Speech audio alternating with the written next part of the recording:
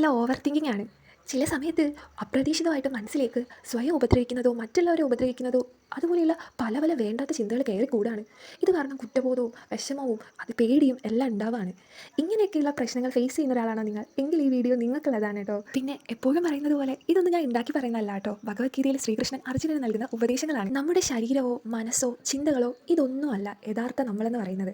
ഈ ചിന്തകളിൽ നിന്നെല്ലാം വ്യത്യസ്തമായിട്ട് യഥാർത്ഥ നമ്മൾ ആത്മാവാണ് എന്നാണ് കൃഷ്ണൻ പറയുന്നത്. അപ്പോൾ ഇനി ഇങ്ങനെയുള്ള ചിന്തകൾ മനസ്സിലേക്ക് വരുമ്പോൾ പേടിക്കുകയോ വിഷമിക്കുകയോ ചെയ്യാതെ ഒരു നിമിഷം ആ ചിന്തയെ ഒന്ന് നിരീക്ഷിക്കേണ്ടതാണ്. ശേഷം നിങ്ങൾ കൃഷ്ണൻ പറഞ്ഞതുപോലെ മനസ്സിൽ പറയേണ്ടതാണ്, ഈ ചിന്തകളൊന്നും യഥാർത്ഥ ഞാനാകുന്നില്ല. ഈ ചിന്തകളൊക്കെ വരികയും പോവുകയും ചെയ്യുന്നതാണ്.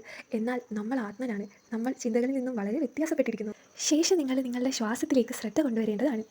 എന്നിട്ട് നിങ്ങൾ ഏത് ദൈവത്തെയാണോ വിശ്വസിക്കുന്നത് അദ്ദേഹത്തിൻ്റെ നാമം പറഞ്ഞുകൊണ്ട് നിങ്ങൾ എന്താണോ ചെയ്തുകൊണ്ടിരുന്നത് ആ പ്രവൃത്തിയിലേക്ക് തിരിച്ചു വരാവുന്നതാണ്. എപ്പോഴും ചിന്തകൾ മനസ്സിൽ വരുമ്പോൾ അതിനെ നിരീക്ഷിക്കുകയാണ് വേണ്ടത്, അല്ലാതെ അതിനോടൊപ്പം കൂടി ചേരുകയല്ല. അപ്പോൾ ബൈ.